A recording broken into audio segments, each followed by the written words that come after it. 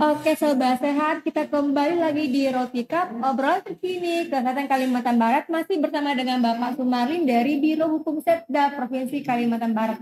Nah Pak Sumarlin, kita lanjut lagi nih bahas terkait dengan regulasi atau perundang-undangan yang ada di Indonesia, terutama di Kalimantan Barat. Siap. Nah tadi Bapak sudah membahas nih Sobat Sehat tentang Perda, peraturan daerah, yang ternyata ini merupakan bisa inisiatif dari eksekutif, berarti dari pemerintahnya, bisa dari legislatif, dari lembaga lembaga dewan lah, berarti ada DPRD gitu ya. Nah, kemudian kita lanjut lagi nih dengan Pergub SK sampailah ke SE. Nah, ini bagaimana juga nih Pak, secara teknisnya itu seperti pembuatannya?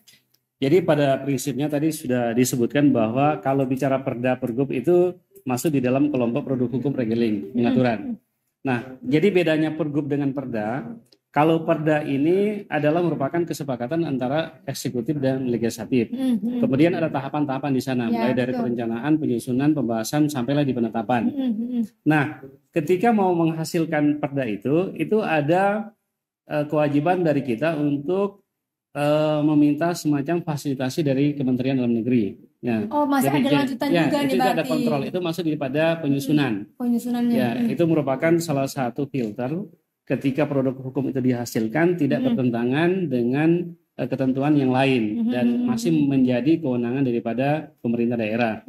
Nah, itu harus masuk namanya di Propem Perda, ya. Program perencanaan peraturan daerah, ya, gitu kan. Nah, kemudian kalau Pergub itu sebenarnya sepihak ya dari eksekutif, lebih banyak memuat tentang perintah-perintah yang ada di dalam peraturan daerah itu sendiri. Nah, karena di peraturan daerah itu tidak memuat secara gamblang, tidak memuat secara detail, yang kemudian di klausulnya itu menyebutkan akan diatur melalui peraturan gubernur. Nah, tetapi tidak mesti peraturan gubernur yang dihasilkan itu merupakan perintah. Ya, sepanjang itu kewenangan bisa. Jadi namanya produk hukum itu ada namanya organik dan non organik. Kalau organik itu merupakan perintah dari perundangan yang ada di atasnya. Kalau non organik itu tidak mesti ada perintah, tetapi yang penting ada kewenangan, bisa dieksekusi, bisa dilaksanakan. Nah, kalau SKGUP, Pak, Pergub ini dia mempunyai suatu sanksi atau denda nggak sih Pak? Nah, Perda. Yang punya sanksi itu hanya undang-undang sama Perda. Hanya undang-undang sama Perda aja. Undang-undang, kemudian ada peraturan provinsi, peraturan daerah provinsi, kabupaten kota. Nah, yang lain itu tadi PP, Perpres, kemudian peraturan gubernur, ada sanksi tapi sanksi administrasi. Berarti tidak mengikat begitu ya? Mengikat. Mengikat juga. Mengikat, cuma tidak ada sanksi pidana. Begitu. Sanksi pidana itu hanya ada di undang-undang sama Perda. Nah, itu pun di Perda dibatasi. Kurungan itu maksimal 6 bulan, denda maksimal 50 juta. Ya. Nah, Pak, ini mungkin sebelum kita lanjut, langsung kita jawab aja nih Pak, ada pertanyaan dari IG kita.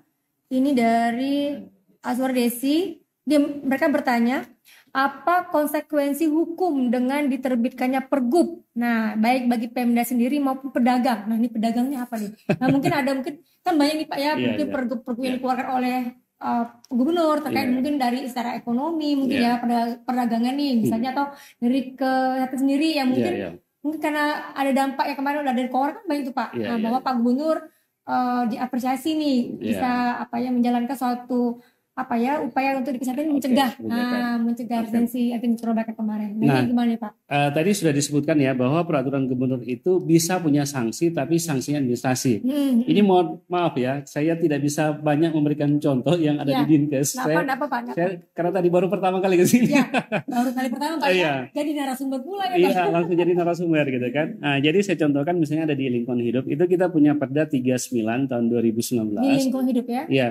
Itu memuat tentang sanksi terhadap pelaku usaha yang berbasis lahan, ada perkebunan, ada kehutanan, ada pertambangan, yang areal konsesinya terbakar. Nah, Gubernur Kalimantan Barat, gubernur kita itu gubernur yang paling tegas di Indonesia waktu kebakaran. Betul. Itu ada kurang lebih ada 20 perusahaan yang diberikan sanksi. Berarti betul ya Pak ya, yang ada di koran-koran itu ya? Oh iya.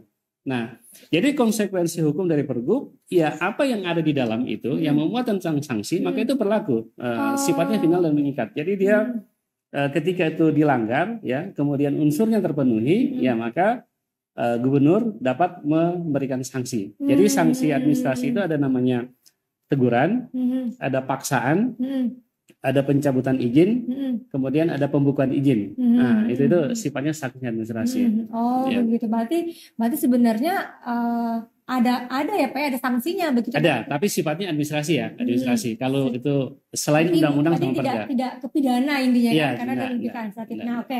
Nah, Pak tadi udah dibahas ya Pak ya, perda, pergub, SK mungkin udah jauh tipis Pak ya, dan nggak Nah. beda jauh sama pergub mungkin ya. Kalau Iya. SK kan lebih kecil lagi ya skup Iya.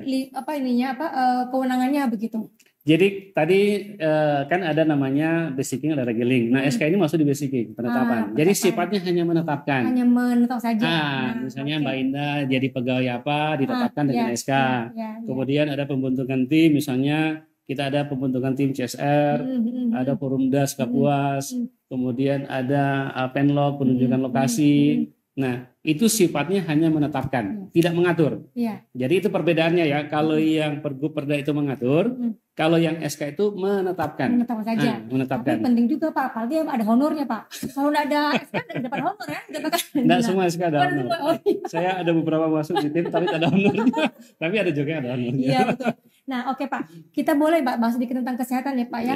Nah di kesehatan ini nih Pak, karena terkait baru-baru ini Kalimantan Barat menjadi tempat puncak perayaan acara dunia di Kalimantan Barat karena ada sesuatu prestasi yang diukir oleh Pak Gubernur kita terkait dengan resistensi antimikroba nih Pak. Nah kalau kita membahas masalah antimikroba ini sebenarnya bukan hanya di kesehatan aja nih Pak, di peternakan itu ada, di pangan itu ada, karena penggunaan antibiotika dia Pak bukan hanya manusia Pak, tetapi biasanya digunakan juga oleh misalnya kayak di peternakan atau tambak, kan ikan-ikan biasa dikasih antibiotik. Kemudian ayam nih Pak biasanya dikasih juga ya. Biasanya dikasih juga. Termasuk saya juga minum.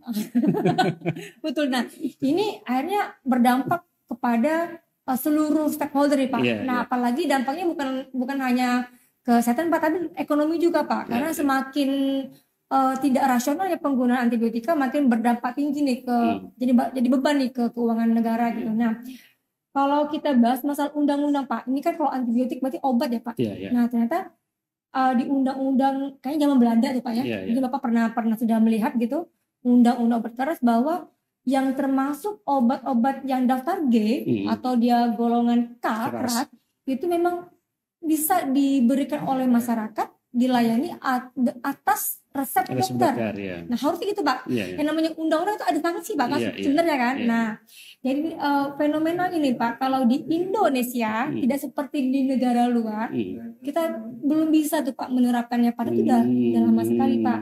Ditambah lagi ada Permenkes tentang penggolongan obat, itu juga sudah jelas sekali bahwa itu obat keras terutama diberikan hanya dengan resep dokter. Tapi kan pada kenyataannya tidak. Nah ternyata di Kalimantan Barat nih Pak ada gebrakan nih dari Pak Gubernur kita gitu kan. Jadi hanya beliaulah satu-satunya itu mengeluarkan kebijakan Pak ya, namanya pertama ya, ini surat edaran nih Pak. Nah dalam upaya untuk pencegahan resistensi antimikroba. Nah ini yang saya mau tanyakan nih, banyak daerah di luar Kalbar yang berusaha untuk membuat SE ini mengikuti jejaknya Pak Gubernur. Tak bisa Pak, gagal. Jadi makanya mereka ini kepo nih, gimana kok bisa nih, gitu kan? Jadi ternyata Pak SE ini ampuh Pak. Jadi masyarakat dulunya bebas bisa beli antibiotika tanpa resep. Ini udah nggak bisa gitu. Padahal mikir SE ini kan mungkin tidak ada hukum Pak ya. Nah jadi ini karena mengingat ada regulasi yang di atasnya masih ada, tapi tidak dijalankan nih Pak. Ini bagaimana pendapat Bapak nih dari sini? Jadi pertama begini, saya mau bicara dulu secara umum terkait apakah bagaimana sesuatu yang sudah diatur kemudian diatur lagi yang ada di bawahnya. Betul. Nah jadi perlu diketahui kita itu punya Undang-Undang 32 tahun 2009 tentang lingkungan hidup. Nah judulnya itu perlindungan dan pengelolaan lingkungan hidup. Nah kita punya Perda nomor 3 tahun 2014 sama judulnya perlindungan dan pengelolaan hidup. Nah jadi kemudian satu contoh lagi ada Permendagri nomor 54 tahun 2009 tentang tata usaha dinas. Nah kita juga punya Pergub 116 tahun 2009 tentang tata usaha dinas yang diubah dengan 106 2021. Nah artinya begini, sesuatu yang sudah diatur di pusat sepanjang itu menjadi kewenangan di daerah bisa diatur dengan memasukkan muatan-muatan lokal. dengan memasukkan memasukkan muatan lokal. ya dengan kondisi-kondisi yang secara umum itu tidak terakomodir di undang-undang. Seperti yang saya sampaikan tadi, ada Undang-Undang 32 2009 tentang lingkungan hidup, kan? Kemudian kita juga punya perda yang sama judulnya, sama persis judulnya. Itu sama persis judulnya, isinya gimana tuh Pak? Nah, tentu di dalam perda itu kita tidak membuat norma baru yang bertentangan dengan undang-undang, sehingga banyak sekali klausul-klausul, narasi-narasi yang ada di undang-undang itu kemudian diangkut di Perda nomor 3. Tetapi jangan kemudian semuanya diangkut, kemudian tidak ada muatan-muatan khusus yang mengakomodir kekhasan daerah, karakteristik daerah. Nah, itulah peluang kita untuk memasukkan itu. Betul. Nah, terkait dengan yang disampaikan tadi, sudah ada undang-undang, sudah ada permen, kemudian Pak Gubernur mengeluarkan surat edaran. Nah, jadi saya bahas dulu kekuatan hukum atau posisi surat edaran di dalam sistem administrasi pemerintahan. Betul sekali Pak. Ini penting. Kan ingat Pak, waktu COVID tuh Pak, kan sebenarnya patuh tuh Pak. Harusnya kalau kita mau ke bandara, mau pergi harus pakai apa? Vaksin 1, vaksin 2 atau PCR. Akhirnya semua baru patuh juga gitu kan. Padahal surat edaran gitu ya. Padahal sebelum STF kan ada juga terbit SK apa, permen apa gitu. Tapi itu kayak enggak ngefek gitu, natanya SE itu keluar. Malah ngefek. Nah ini makanya. Jadi pertama begini. Surat edaran itu tidak terakomodir di Undang-Undang 11-12 tahun 2011. Nah, surat edaran ini semacam legislasi semu. Legislasi semu itu gini. Legislasi semu ya Pak ya. Legislasi semu itu begini. Penyelenggara negara atau pejabat tata usaha negara ketika mengeluarkan surat edaran itu tidak ada peraturan perundang-undangan di atasnya yang memberikan mandat delegasi yang mengatur tentang kewenangan membuat itu. Tetapi keberadaannya diakui. Kalau Mbak Indah baca Permendagri 54 2009, ada kemudian Pergub kita 116 2009, itu definisi dari surat edaran itu ada. Apa tuh Pak? Surat edaran definisi itu adalah naskah dinas yang berisi tentang petunjuk. Ya. Naskah dinas tentang petunjuk. Nah, yang berisi tentang petunjuk, penjelasan terhadap suatu peraturan perundang-undangan yang ada di atasnya yang sifatnya mendesak. Gitu ya. Yang sifatnya mendesak. Nah ini mungkin ada di garis bawah ya Pak yang mendesak ya. Urgensi. Nah jadi ketika katakanlah penyelenggara negara, kita anggap di provinsi ini Bapak Gubernur mengeluarkan surat edaran, maka itu menjadi bagian dari sebuah kebijakan yang dikeluarkan oleh pejabat yang sah, ya kan? Gubernur itu kan diangkat berdasarkan tahapan-tahapan, berdasarkan undang-undang segala macam gitu kan. Nah ini kan masuk di dalam produk hukum kebijakan. Memang surat edaran itu tidak boleh memuat sanksi. Surat edaran tidak boleh memuat sanksi. Tapi Pak, Bapak baca nggak koran kemarin? Pak Gubernur akan mensanksi jika ada sarana apa? Nggak masalah. Itu tidak masalah. Jadi begini. Masalah ya? Jadi gini. Sanksi itu bukan di surat edarannya, tapi dia akan merujuk. Dia akan merujuk, ya. Dia akan merujuk ke yang sesuai dengan kewenangannya, gitu kan. Sesuai dengan kewenangannya dia bisa memberikan sanksi. Nah, jadi makanya kemarin yang terkait dengan COVID, COVID betul. Itu kan semuanya patuh. Patuh semua. Bahkan gubernur kita ini satu-satunya gubernur yang paling ketat. Ya, kalau yang lainnya itu cukup bisa masuk ke daerah mereka dengan antigen. Kita satu-satunya nih PCR, ya? Yang harus PCR. Gitu kan? Iya, betul sekali Pak. Dan saya yakin itu adalah merupakan sebuah tindakan antisipasi lah ya. Betul. Dengan melihat kondisi, makanya saya bilang SE itu merupakan sebuah diskresi power ya. Diskresi power. Berarti memang itu kewenangan penuh dari seorang kewenangan yang bisa digunakan untuk ketika ada sebuah kondisi, ada sebuah situasi yang bisa dinilai gitu kan, yang sehingga ada antisipasi yang dilakukan untuk mencegah itu. Betul. Nah ini, jadi makanya karena berarti SE ini sebenarnya memang naskah dinas yang berupa petunjuk berarti Pak ya. Berarti memuat petunjuk ya, yang memang sifatnya urgensi, emergensi mungkin karena memang apalagi kalau di pas COVID ini pasti data sama kesehatan. Kemarin yang Pak Gubernur bikin SE antimikroba juga pasti itu masalah kesehatan juga. Karena ada kondisi mendesak tadi kan. Karena ada kondisi yang nyata, yang faktual yang harus diantisipasi. Betul, karena WHO itu Pak sudah menggaung-gaung, Pak sudah mensounding bahwa tingkat resistensi di dunia nih Pak sudah mengkhawatirkan Pak. Jadi saya sempat baca itu sampai ribuan ya. Jadi ada perkiraan kematian sampai berapa ribu gitu kan sampai tahun 2030. Nah ini memang menjadi hal yang dicermati oleh WHO gitu kan. Nah makanya WHO ya termasuk ya kaget juga, maksudnya apresiasi sekali dengan Pak Gubernur Kalbar. Betul Pak, satu-satunya Pak Gubernur yang mampu yang berani mengeluarkan SE, tapi karena gini Pak, SE ini keluar nih dampaknya waktu dia keluar dampaknya lumayan besar juga Pak, terutama di yang pengusaha-pengusaha farmasi. Jadi akhirnya, nah tapi karena Pak Gub ini memang konsisten, teman-teman di kemarin sempat juga ada Pak, kalau nggak salah ini sempat digugat juga ke teman-teman untuk di Biro Hukum sebagai Pak, bantuan sebagai tempat Pak, fasilitator ya Pak mungkin ya. Jadi karena dari pihak Pemda juga bilang ini konteksnya ini betul sebenarnya tidak ada yang melanggar gitu kan. Nah, kenapa mereka digugat? Karena dia dari pihak tertentu mengatakan SE ini tidak ada ketentuan hukum.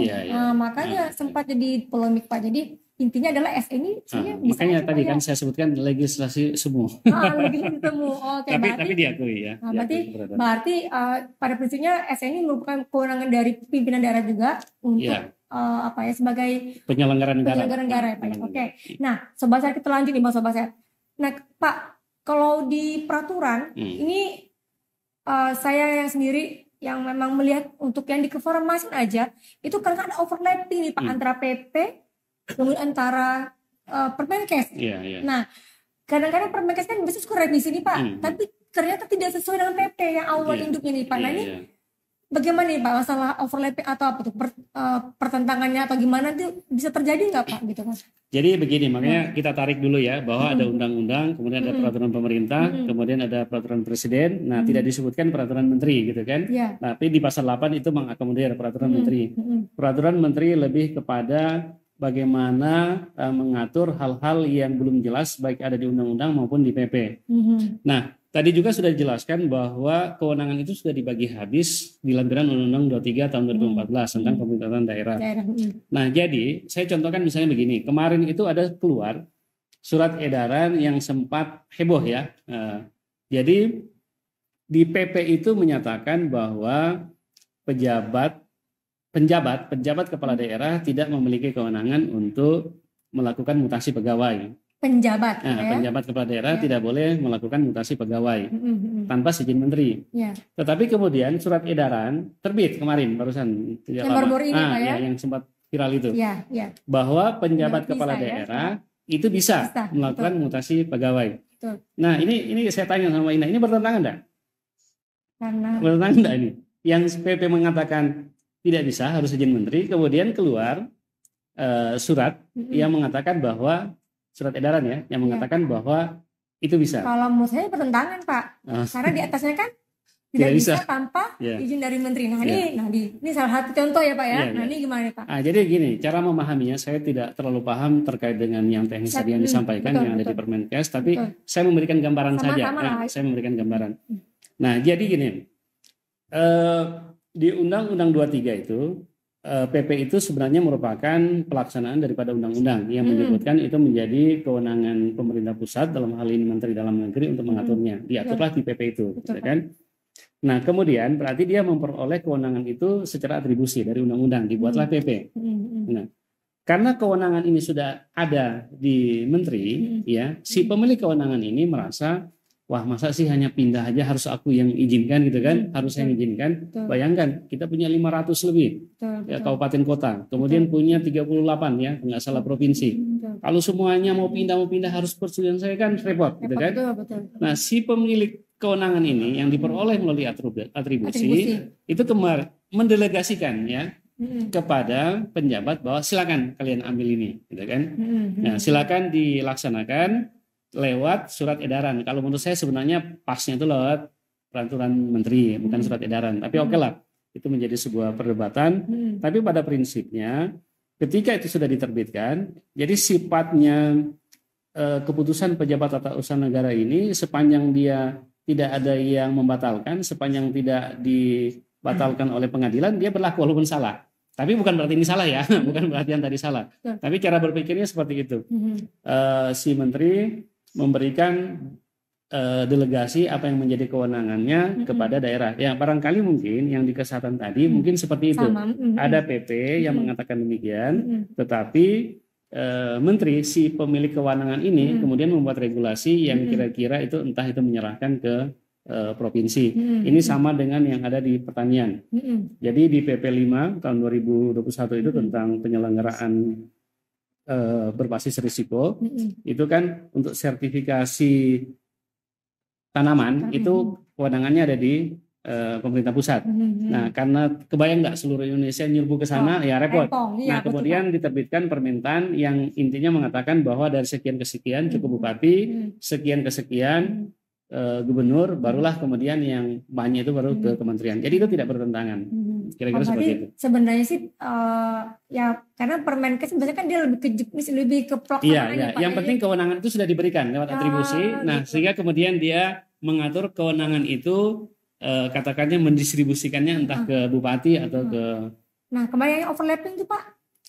Nah, overlapping itu makanya saya bilang kalau kita bicara overlapping tadi kan saya sudah contohkan ada Undang-Undang 32. Nah, misalnya gini, ada Undang-Undang 32 tahun 2009, ada Undang-Undang 39 2014 tentang perkebunan, ada Undang-Undang 41 tahun 99 tentang hutanan. Ya, di undang-undang ini menyatakan ada terkait sanksi ketika lahan yang mereka kelola itu terbakar. Ya. Kemudian ada PP nomor 4 tahun 2001 sama, lebih spesifik tentang kebakaran. Kemudian ada Permen LHK nomor 10 tahun 2010, lebih detail lagi terkait dengan kebakaran. Nah, ini kan sudah ada aturannya. Betul. Kita menerbitkan Pergub 39 tahun 2019. Yang terbaru lagi ya, yang terbaru. Sudah diatur di 5. Tambah lagi di. Kita buat ini. Nah, apakah itu salah? Nggak salah. Yang penting kewenangan itu ada. Nah, kenapa terbit Pergub 39? Karena yang saya sebutkan tadi, apa yang ada di undang-undang yang ada di atasnya ini tidak mengakomodir kondisi wilayah yang ada di suatu wilayah, ya, gitu kan? Betul. Kalau merujuk ke sini susah, gitu kan? Menerapkan itu susah. Betul. Nah, karena ada sebuah kondisi wilayah, nah kemudian diterbitkanlah itu, ya, sepanjang kewenangan itu ada. Nah, itulah dipakai. Jadi kalau bicara overlapping itu memahaminya beda dulu. Nah, beda dengan begini. Ini ada satu kasus lagi. Ini misalnya ya, kita punya PP 28 tahun 2018 tentang kerjasama daerah. Ya. Nah, kemudian kita juga punya PP 23 tahun 2001 tentang penyelenggaraan kehutanan. Di PP 28 ini mengatur tentang kerjasama. Nah, di PP 23 juga ada tentang kerjasama. Ya. Yang PP 28 ini sifatnya umum, general, mengatur tentang kerjasama daerah. Kemudian yang PP 23 ini mengatur terkait kerjasama pemanfaatan kawasan hutan. Itu lebih spesifik lagi, Pak. Spesifik yang dipakai yang ini, jangan pakai yang ini. Betul. Nah, nanti tidak ketemu nanti. Iya, pasti. Iya, berarti kalau yang di bawahnya, nih, misalnya peraturannya ada di bawahnya, itu berarti menyesuaikan dengan kondisi yang saat ini lah, Pak, ya mungkin ya. Yang penting jangan bertentangan ya, jangan bertentangan. Dan kewenangan itu ada. Makanya. Dan kewenangannya ada. Nah, yang menjadi kunci itu adalah kewenangan. Ya, itu dulu. Jadi kalau di hukum administrasi di luar yang regeling, yang sifatnya basiking, itu kenangan. Dia kan kalau kita merujuk ke Undang-Undang 30 2014 di pasal 52, itu kan syaratnya pertama ada kewenangan, kemudian prosedural, kemudian substansi. Nah, kalau kewenangan ini tidak ada, maka dia tidak sah. Tidak sah itu dalam hukum privat itu mirip-mirip batal demi hukum. Tapi kalau dia tidak prosedural, ya, kemudian tidak substansi, itu dapat dibatalkan. Bahasanya dapat. Jadi sebelum dibatalkan masih berlaku, gitu kan? Betul. Jadi kunci itu adalah kewenangan. Itu dulu yang menjadi kunci. Ini mulai agak paham saya nih, Pak. Jadi gitu. Overlap ini bukan berarti suatu pertentangan nih. Bukan. Hanya paling melengkapi dan lebih ke teknisnya mungkin Pak yang menyesuaikan. Saya contohkan ada yang lebih gila lagi ya. Jadi ada Undang-Undang 39 2014 itu mewajibkan pelaku usaha di perkebunan wajib membangun kebun 20% untuk masyarakat. Nah, tahu enggak? Ada perda yang mewajibkan pelaku usaha itu bangun minimal 30%. Bertentangan enggak? Bertentangan Pak itu Pak. Enggak. Itu 20% Pak itu. Enggak. Jadi begini, memahaminya itu kalau dalam hukum administrasi, kalau dibuat sekarang gini, saya kembalikan ke kesehatan. Kementerian apa yang mewajibkan itu antigen? Menteri apa? Kesehatan. Kesehatan. Kementerian Kesehatan Pak Dirjen Yankes P2P. Nah, sekarang tanya, kenapa Pak Gubernur wajib PCR? Padahal di atasnya hanya antigen. Bertentangan enggak? Nah, kalau sifatnya itu lebih ketat, nah ini saya kembalikan ke kesehatan. Saya bilang kesehatan. Ya, kebijakan nasional cukup antigen, tapi di Kalimantan Barat wajib PCR, lebih ketat lagi. Betul. Ya. Nah, jadi melihatnya seperti itu. Kalau di lingkungan itu ada baku mutu yang ditetapkan oleh pemerintah pusat. Nah, misalnya ketentuan baku mutu COD itu 100 sampai 200 atau sampai 2000. Nah, kita ternyata lebih rendah lagi. Lebih ketat 1500. Nah, bertentangan. Nah, karena lebih ketat. Gitu. Nah, kira-kira seperti itu. Ini harus jeli memahaminya. Oke, Pak Kita mungkin boleh rehat dulu sejenak ya. Sobat Sehat akan ada iklan yang akan lewat. Jangan kemana-mana, tetap di Roti Cup, obrolan terkini kesehatan Kalimantan Barat. Sesi terakhir Pak ya. Inovasi. Inovasi.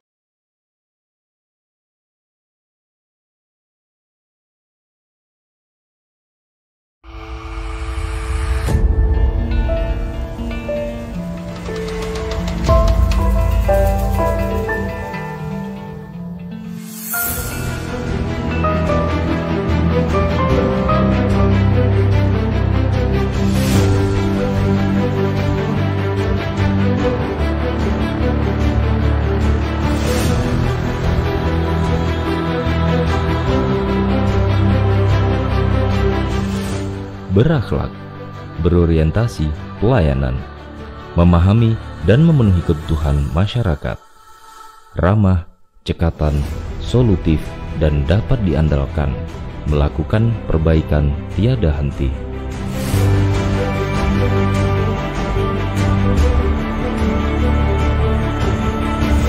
Akuntabel, melaksanakan tugas dengan jujur, bertanggung jawab, cermat, serta disiplin dan berintegritas tinggi.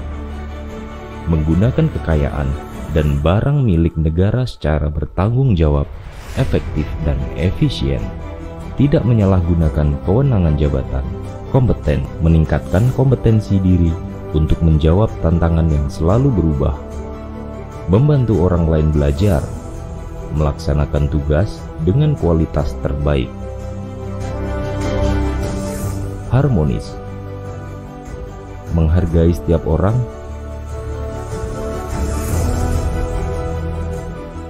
apapun latar belakangnya. Suka menolong orang lain,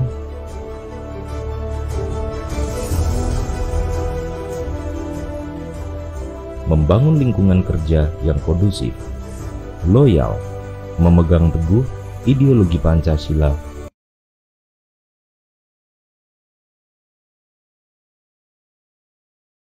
setia kepada NKRI serta pemerintahan yang sah, menjaga nama baik ASN, pimpinan, instansi, dan negara, serta menjaga rahasia jabatan dan negara.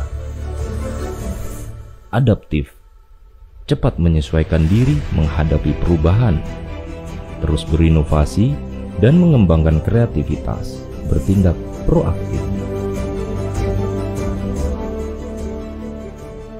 Kolaboratif, memberikan kesempatan kepada berbagai pihak untuk berkontribusi, terbuka dalam bekerja sama untuk menghasilkan nilai tambah.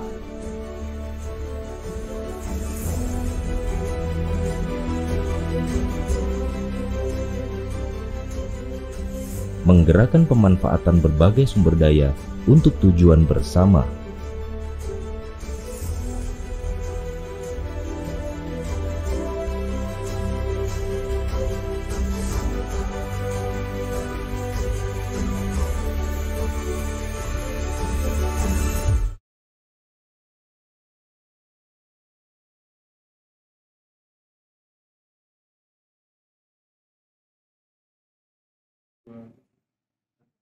Oke, Sobat Sehat, kita kembali lagi di Roti Cup, obrolan terkini kesehatan Kalimantan Barat, masih bersama Pak Sumarlin. Ini beliau ini sungguh semangat luar biasa menginformasikan terkait dengan hukum-hukum yang ada di Indonesia, terutama di Kalimantan Barat nih. Nah ini kita lanjut nih Pak, ini sesi terakhir kita. Jadi mungkin masih terkait dengan regulasi lagi nih Pak ya. Nah ini kebetulan di bidang kesehatan ada beberapa organisasi profesi kesehatan Pak. Yang pasti otomatis dia mengayomi atau membawai suatu kegiatan yang memang dia berdampak juga ke masyarakat. Nah, dan satu lagi instansi vertikal. Nah, ini terkait juga sama kembali lagi ke kesehatan masyarakat. Nah, untuk organisasi profesi nih Pak. Nah, ini juga mengacu keberhasilan dari SE Pak Guntur nih Pak, karena kemarin mereka sudah melihat langsung kan. Nah, jadi ini ada namanya salah satu organisasi profesi yang memang mereka mengurusi terkait dengan pengendalian penyakit tuberkulosis TBC. Nah, karena sekarang kan TBC ini sudah meningkat menjadi MDR. Jadi MDR ini adalah suatu penyakit yang memang timbul karena resistensi nih Pak. Nah, jadi akhirnya si organisasi profesi ini menanyakanlah ke kami kan, Mbak Indah, bisa nggak ya kami dibantu untuk kalau OP ini bisa nggak bikin surat bisa menerbitkan SE yang ditandang oleh Pak Gubernur?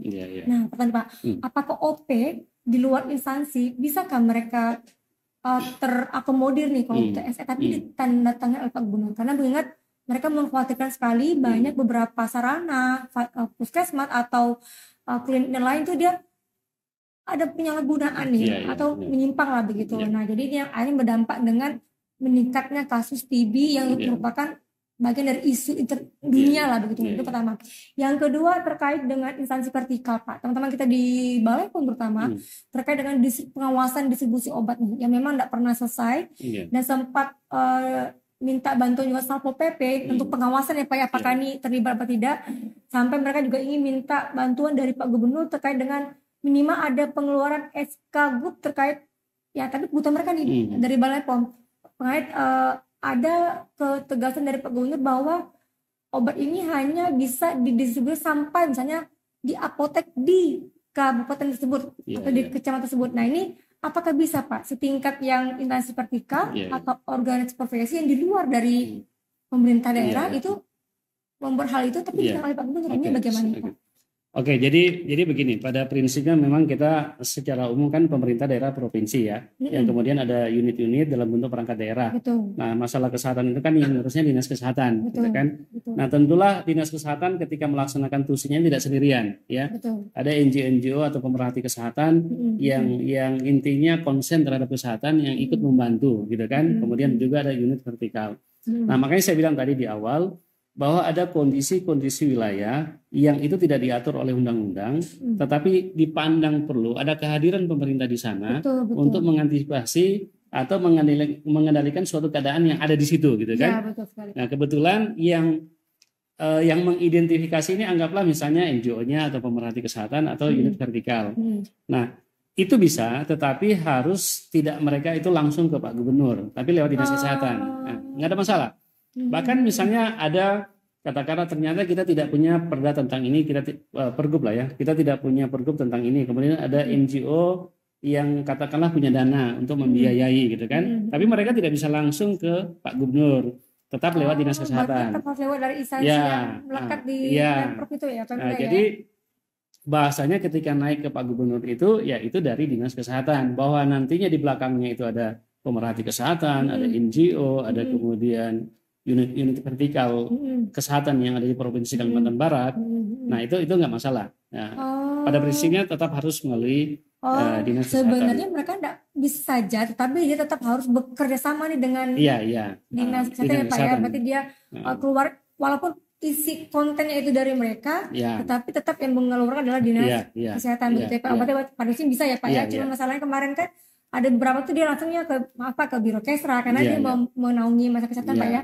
Oke, serba sehat. Nah nih kita lagi nih Pak Asonalin. Nah kalau di Pemprov sendiri nih Pak, ada tidak gebrakan atau inovasi-inovasi yang dilakukan oleh Pemprov terkait dengan bagaimana masyarakat bisa nggak sih mengetahui produk hukum yang ada di Kalbar nih gitu kan, mulai di semua bidang lah gitu kan, tidak hanya kesehatan.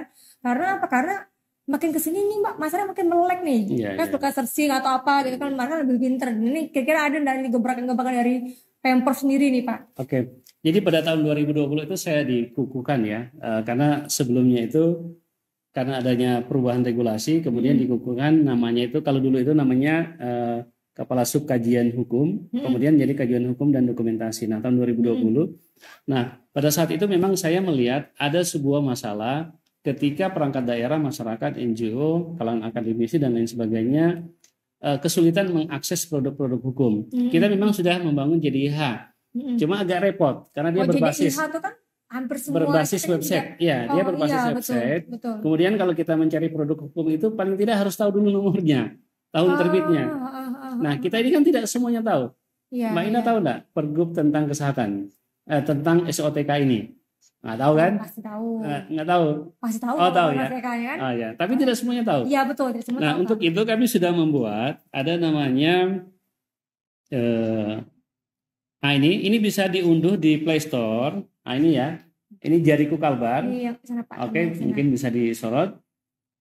Jariku Kalbar. Oke. Nah, nanti kita klik ini. Ini masih sederhana ya karena baru di launching akhir tahun kemarin. Nah, di sini Mbak Indah ini ada peraturan daerah, ada peraturan gubernur, ada surat keputusan. Nah, jadi kalau Mbak Indah butuh sebuah produk hukum yang tidak tahu nomor berapa, tidak tahu diterbitkan tahun berapa, tidak tahu judulnya apa, tapi paling tidak ada satu kata kunci. Keywordnya ada ya. Keywordnya, misalnya CSR gitu kan, judulnya kan nggak tahu nih, taunya. Nah, jadi ketik saja CSR, nah, langsung keluar. Kawan enggak, kawan? Nah, langsung keluar. Oh ya, langsung gitu ya Pak ya? Langsung keluar, langsung bisa diunduh, langsung bisa di-share. Semudah itu mencari produk hukum. Nah, demikian juga di walaupun keywordnya ada di kalimat-kalimat. Iya, Itu satu kayak kata saja. Yang penting dia masuk di dalam narasi itu, narasi judul itu, satu kata yang diambil maka dia akan keluar. Oh, I see. Begitu juga di Pergub, ya. Nah, ini. Sama juga Pak ya. Tentang misalnya Pergub apa Pak? Misalnya Pergub tentang. Nah, kayak misalnya kemarin ya kebakaran yang saya sebutkan tadi. Ya, Nah, ini langsung keluar. Kebakaran.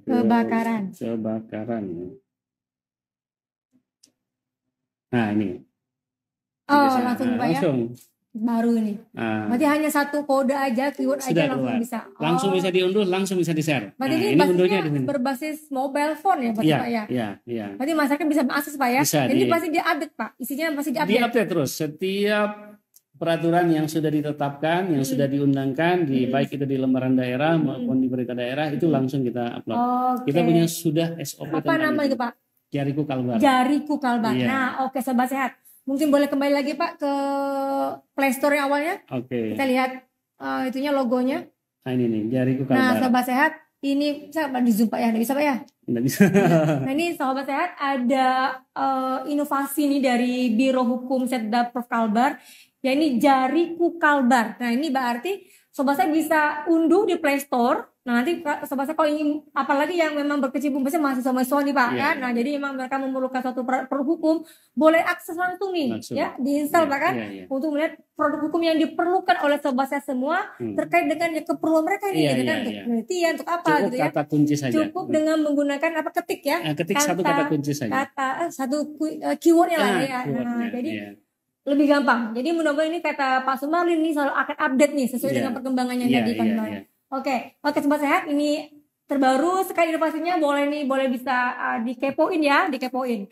Oke, Pak Sumarlin karena waktu juga nih yang membatasi dan rasanya kan? Iya, enggak terasa ya 1 jam. Pikir saya tadi agak lama 1 jam itu, tapi sebentar. Ini pertama saya Mbak Indah, pertama live jadi pasti beda ya Pak ya, auranya juga beda gitu ya. Beda, nah, agak grogi di awal. Betul. Nah Pak Sumarlin, karena kita tadi sudah panjang lebar membahas terkait dengan regulasi dan segala macam, sampai dampak sanksi dan segala macamnya. Mungkin boleh nih ada closing statement nih Pak Sumarlin kepada Sobat Sehat. Ini terkait sama regulasi hukum di Kalimantan Barat khususnya, ini apa yang mau disampaikan sama Sobat Sehat? Jadi mungkin begini ya. Pak Sumarlin, ada yang lagi nanya nih. Mumpung baru lihat Pak, sebelum Bapak closing statement, ini mau nanya. Oh salah Pak, ini ternyata mereka nanya vaksin Pak. Nanya vaksin. Nanya vaksin. Dikirain nanyanya masalah hukum. Oke, lanjut Pak. Boleh untuk closing statement Pak Sumarlin terkait sama hukum. Jadi ada sebuah kasus seperti ini ya. Waktu itu di Dinas Pendidikan. Jadi ada Permendikbud yang menyatakan bahwa kepala sekolah itu punya kewajiban menandatangani anak siswa yang sudah lulus. Tapi untuk menjadi kepala sekolah itu harus ada syarat-syarat tertentu yang harus dipenuhi. Nah, kita di Kalbar ini banyak sekolah-sekolah yang belum memenuhi syarat untuk itu, untuk diangkat sebagai kepala sekolah. Nah, kemudian bagaimana nasib anak-anak ketika kepala sekolahnya tidak definitif. Sementara kalau mau diangkat belum memenuhi syarat. Nah, di situ kita bisa berlakukan namanya sebuah diskresi.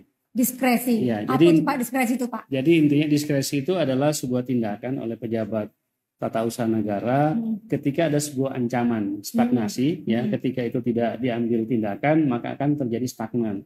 Kemudian ada pilihan aturan yang memaksa pejabat itu untuk memilih salah satu, kemudian itu betul diatur, kemudian untuk kepentingan yang lebih besar. Nah, syarat-syarat itu yang harus dipenuhi. Saya contohkan begini. Dulu itu sempat terhenti sebuah pelayanan, ada aturan yang lebih tinggi, PP menyebutkan bahwa kalau mau bahas tentang kawasan itu harus clear tata ruangnya. Sementara di teknis, di kehutanan itu harus ada AMDAL dulu. Nah, masing-masing ini bersikukuh pada aturan sektornya sehingga kemudian pelayanan stagnan. Nah, jadi kata kunci dari saya adalah patuhi aturan tapi jangan terlalu saklek juga, ya. Jadi intinya patuhi aturan tapi jangan terlalu saklek. Ya, jadi begini. Patuhi aturan artinya semua regulasi-regulasi yang kita hasilkan itu harus sesuai dengan ketentuan, ya. Tetapi ketika ada kondisi-kondisi yang membutuhkan intervensi dari kita, ya, sehingga kemudian dengan intervensi itu masalah itu bisa diantisipasi, bisa diselesaikan sepanjang sesuai dengan aturan, jangan terlalu takut. Seperti yang saya contohkan tadi. Ketika mengambil salah satu, toh itu ada aturannya, gitu kan? Ada aturan yang memayungi kita sehingga kita tidak salah betul. Ya, kita bisa menggunakan asas-asas hukum yang kira-kira bisa membantu ke situ. Seperti ada lex specialis, derajat lex generalis, ada lex posterior, derajat lex priori, kemudian ada lex superior, derajat lex inferior. Ya, kira-kira gitu. Ada asas-asas hukum yang kita bisa jadikan referensi untuk mengambil sebuah kebijakan untuk menyelesaikan masalah yang ada di lapangan. Intinya jangan sampai masyarakat itu terkendala hanya gara-gara kita terlalu pakai kacamata kuda. Sementara ada aturan-aturan lain yang bisa mengakomodir, yang bisa melindungi kita. Nah, Pak Gubernur kita ini termasuk yang berani untuk mengambil tindakan-tindakan yang kira-kira terjadi ada stagnasi di masyarakat. Bukan apa Pak, biasanya itu ada meme Pak. Peraturan itu dibuat untuk dilanggar. Nah, kan gitu Pak kan. Jadi ternyata Sobat Sehat menurut Pak Sumarin tetaplah kita mengatur peraturan, tetapi jangan menggunakan kacamata kuda juga. Jadi lihat kondisinya. Tapi menyesuaikan dengan kondisi yang ada saat ini, gitu ya. Oke. Nah, Sobat Sehat, ini memang menariknya langkah dan ini kali pertama nih juga kami di kesehatan membahas masalah hukum, Pak ya. Nah, pasti otomatis ada keterlibatan juga di kesehatan. Nah, tapi paling tidak Sobat Sehat sudah paham, paling minimal ya kuli luarnya ya Pak ya. Termasuk saya juga nih Pak Host. Jadi akhirnya makin banyak juga pengetahuan terkait sama regulasi hukum, bagaimana tingkat pembagian-pembagiannya, produk hukum, dan sampai ternyata ada inovasi baru nih dari Biro Hukum Sedang Provinsi Kalimantan Barat. Nah Pak Sumarin, terima kasih banyak nih sudah bergabung dengan kami. Jadi mudah-mudahan tidak bosan, tidak jerai gitu ya. Jadi jangan, kayaknya tidak grogi juga, kayaknya lancar-lancar aja nih ya Pak Sumarin, Sobat Sehat ya. Jadi mudah-mudahan apa yang disampaikan Pak Sumarin bisa bermanfaat bagi kita semua, dan boleh nih coba saya keser-keser lagi nih ke yang lainnya, paling tidak tahu nih apa sih yang terupdate ya di Kalimantan Barat. Oke Sobat Sehat, kita kembali lagi nanti di Rotikap minggu depan. Jangan kemana-mana, tetap di Rotikap, obrolan terkini ke Kalimantan Barat. Saya akhiri, terima kasih. Wassalamualaikum warahmatullahi wabarakatuh. Salam sehat. Salam sehat.